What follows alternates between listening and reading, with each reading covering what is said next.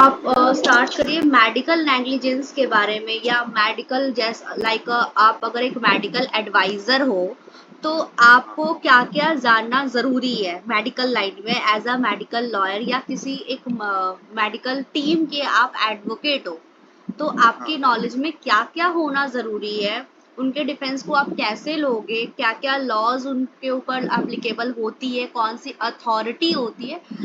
Please अब start करिए बोलना।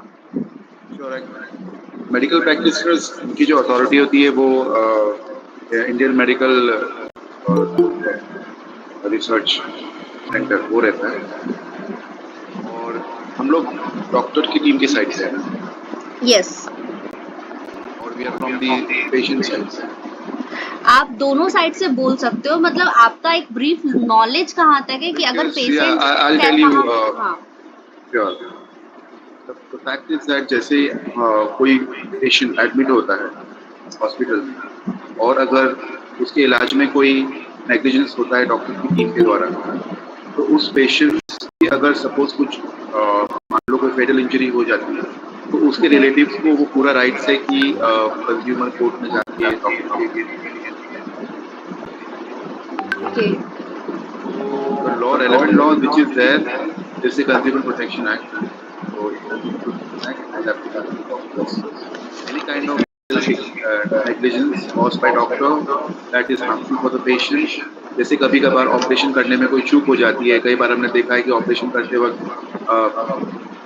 रुमाल भूल गए पेट के अंदर ही, तो ऐसी सिचुएशन जो होती है उसको मेडिकल नेग्लिजेंस बोला जाता है, और इसके लिए doctors are liable to compensation to victims, और इसके लिए लॉ है, कंज्यूमर प्रोटेक्शन एक्ट है।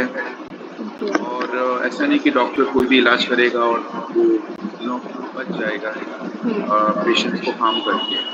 That is exactly what I want to say. अच्छा Deepak, let me tell one thing, अगर डॉक्टर फ्री में सर्विस दे रहा हो तो क्या लायबल होगा कोई भी नेग्लिजेंस के लिए, अगर वो फ्री में सर्विस दिया हो तो? See, doctor is doing for free. He is not liable for his mistakes under Consumer Protection Act, but yes, he is liable for causing harm to the person.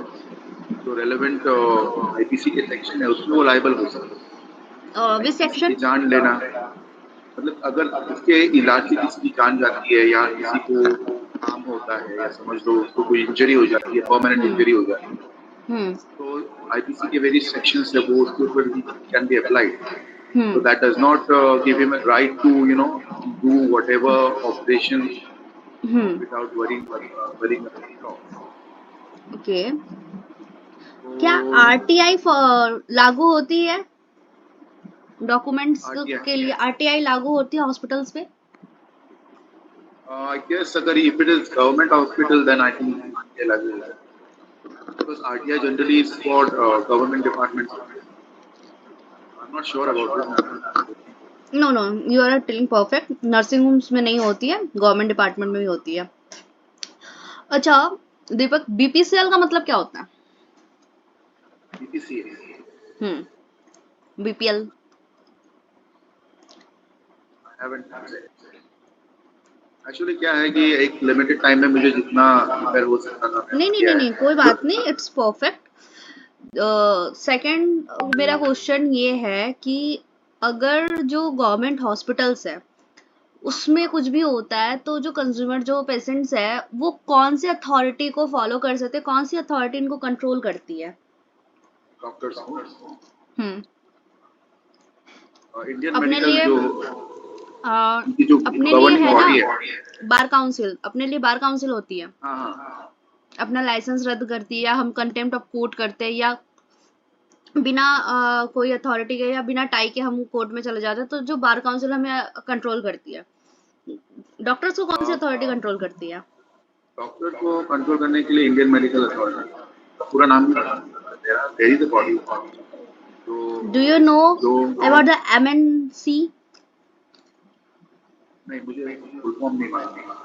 Okay. But yes, I know that जैसे advocates के लिए bar council of India है जो regulate करती है हमारी practice को, वैसे ही डॉक्टर्स की प्रैक्टिस को whether it is going right और रॉन्ग, उसको कंट्रोल करने के लिए भी उनकी अपनी गवर्निंग एक रेगुलेटरी बॉडी। एनी डॉक्टर अगर कुछ नेग्लिजेंस होता है तो उनको भी कंप्लेंट किया जा सकता है, हो सकता है उस डॉक्टर का जो लाइसेंस है प्रैक्टिस वो भी सस्पेंड हो सकता है इफ इट इज फाउंड। क्योंकि हमने देखा है कई बार कि कई ऐसे डॉक्टर्स भी है जो एक्चुअली कंपाउंडर होते हैं but they practice it at doctors clinic and then they start practicing as a जिसे कहते हैं ना fake doctors. Even that fake doctors also उनके ऊपर भी एक्शन हो सकता है। तो yes, there is a body, there is a regulatory authority, just like Bar Council of India, who controls this doctor practice. Okay, ठीक है। Your full name? My full name is Deepak Agawani. It spells as AGA. Okay okay, okay. Please mute yourself and turn on off your camera. Thank you. Thank you. Next, Tanmaya. Please unmute yourself. Tanmaya, please unmute yourself. Good morning, ma'am. Good morning. Are you comfortable to turn on your camera? Yes, ma'am. I will. Okay, okay, please.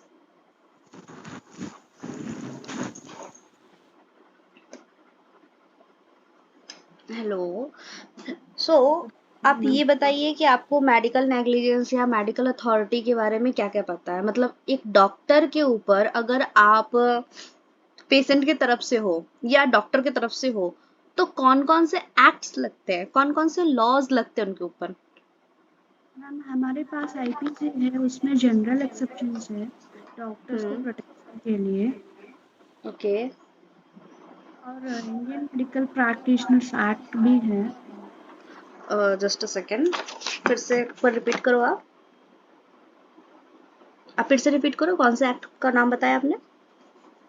Indian medical practitioners act ma'am. Okay, इस act में क्या है? Medical practitioners negligence और सभी का provisions है ma'am उसमें। Okay, Tanmay, do you know about the medical ethics? Yes ma'am. Tell me about something. Ma'am in brief और sorry, what should I tell ma'am? Medical ethics मतलब उसके बेसिक क्या है? आप हिंदी में बोल सकते हो, कोई दिक्कत नहीं है, कि उसके बारे में बताओ कि एग्जैक्टली वो चीज बताता क्या है। जैसे आईपीसी आपने बताया, तो आईपीसी में राइट्स एंड लायबिलिटीज बताता है, उसमें सेक्शंस है जो भी बहुत सारे हैं जहाँ पे पनिशमेंट सबको बताता है। तो just like a medical ethics, तो मेडिकल एथिक्स में क्या बताता है उसका एक जिस्ट बताओ मेरे को। उसका क्या क्या ड्यूटीज है पेशेंट्स के करने के लिए और उसका राइट्स क्या है, उसका फॉर्मेलिटीज क्या होता है। ओके, मैम अच्छा, इसके अलावा और कोई एक्ट के बारे में आपको पता है? मालूम नहीं है। कोई बात नहीं। अच्छा, एक क्वेश्चन है मेरा कि एक पेशेंट है। हाँ जी, बताइए, पहले आप बोलिए, कुछ बोल रहे थे। Yesterday only I joined in this group, ma'am. This was sent by my friend. Okay, I joined yesterday only into this group. So just now I saw that there is something going on in June. So it's okay, it's okay, doing good, but मैं कुछ और भी पूछ रही हूँ। मैं I ask? yes ma'am, you can. Okay, हाँ, तो मान लीजिए कि आप एक एडवोकेट हो, ठीक है? आपके पास एक केस आया जहाँ पे एक पेशेंट था, डॉक्टर ने उस पेशेंट का इलाज किया, उसको हार्ट अटैक का प्रॉब्लम था, ठीक है? उसके बाद उस पेशेंट का इलाज किया, उसको हार्ट अटैक, कार्डियो अटैक आया था, और उस पेशेंट की जो डॉक्यूमेंट थी वो डॉक्यूमेंट उसके भाई ने आया रिसीव करने, और उस भाई भी उस डॉक्टर का ही पेशेंट रह चुका है और डॉक्टर को पता है कि वो उसका भाई भी कार्डियो अटैक का पेशेंट है। अब उस भाई, छोटे वाले भाई को बड़े भाई का डॉक्यूमेंट उसने दे दिया। अब बड़े छोटे वाले भाई को पता चल गया कि मेरे बड़े भाई को ऐसा प्रॉब्लम है, जिसके अरे कारण छोटे वाले भाई को इंस्टेंट डेथ हो गई। तो क्या डॉक्टर यहाँ पे लाइबल है? इंस्टेंट डेथ नहीं होगी मैम। इंस्टेंट डेथ नहीं होगी मतलब? आई मीन डॉक्टर का लायबिलिटी नहीं होगा। कौन से सेक्शन में नहीं? क्योंकि उन लोगों ने तो केस कर दिया, ठीक है। अब आपके पास आया डॉक्टर कि मैडम देखिए हम पे तो केस हो गया है। आप बोले ठीक है, आपको आप पे कोई कुछ आपकी लाइबिलिटी नहीं बनती। तो मैम आपकी लाइबिलिटी बनती तो आपको वहाँ पे पिटिशन जो फाइल होती है वहाँ पे आपको सेक्शंस मेंशन करने पड़ते हैं। कौन से सेक्शन के अंदर होगा? Ma'am in general exceptions we are having section 88 ma'am, consent given by a person in a good faith. Hmm That good faith I ma'am. just recall your the section 91, I guess. Yes Section ma'am. 91 says that if a person communicated with the good faith, that's no liability arise. Communication in good faith तो आपका 91 में है। 88 तो कुछ और कहता है। Consent लेके अगर आपने कुछ किया, एक्ट को आपको वेरीफाइड करता है। लेकिन कम्युनिकेशन को आपको अच्छा मतलब जो कम्युनिकेशन को जस्टिफाई करता है वो सेक्शन 91 है। Ma'am. ठीक है, कोई बात नहीं, just chill relax, it's a just a process होता है। अभी आप लोग करते करते आप लोग को नॉलेज होगा, क्योंकि जनरली एडवोकेट्स को मेडिकल नॉलेज नहीं होती है, मेडिकल लॉ के बारे में नॉलेज नहीं है, but you should know about it. हाँ मैम। ठीक है।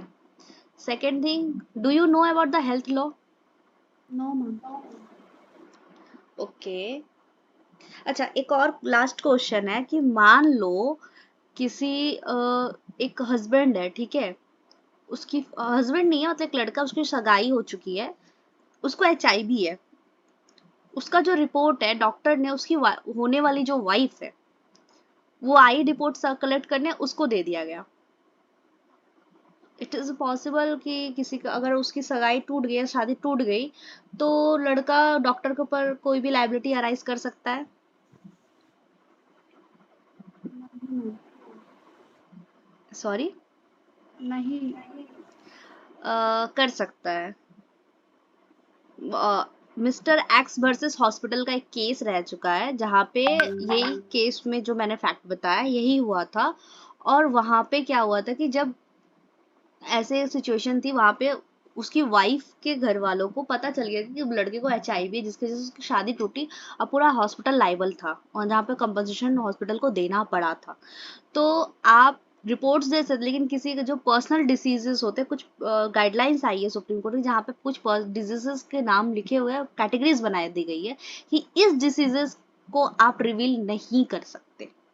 लाइक HIV सबसे बड़ा डिसीज उसमें यही है क्योंकि ये सारे पर्सनल डिजीजेस होते हैं, तो आप ये राइट टू प्राइवेसी इनकी आती है जिसके कारण आप नहीं दे सकते। ठीक है। अच्छा, दूसरी का मेरा क्वेश्चन ये है कि मान लो हॉस्पिटल वाले किसी भी पेशेंट की पैसे के लिए डॉक्यूमेंट होल्ड कर सकते हैं, नहीं। Reports? They should hand over the reports ma'am. अच्छा, रिपोर्ट कितने घंटे के अंदर देनी पड़ती है? 24 hours. 72 आवर्स।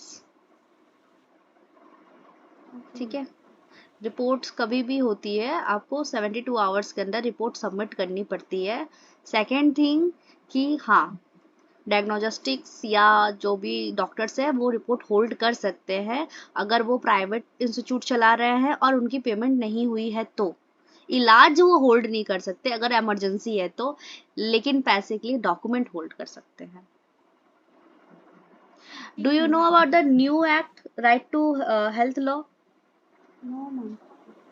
कोई बात नहीं, कोई बात नहीं, चलो। It's perfect session, thank you so much. आज तो 2 ही लोग थे ऑडिशन में, इवनिंग ऑडिशन है, जस्ट सी। आप लोगों का हो चुका है, बट इफ यू वांट तो आप लोग इवनिंग में ज्वाइन कर सकते हो। आपके पास मेरा नंबर है? नहीं है जो मैम। आपका ग्रुप में नंबर वही है।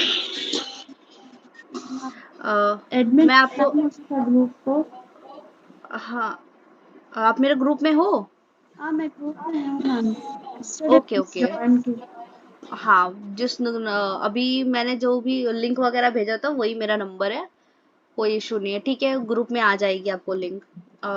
कल तक मैं आप लोग का मार्क्स बता दूंगी, तो कौन सिलेक्ट हो रहा है कौन नहीं। ओके, हाँ, thank you for joining, bye bye.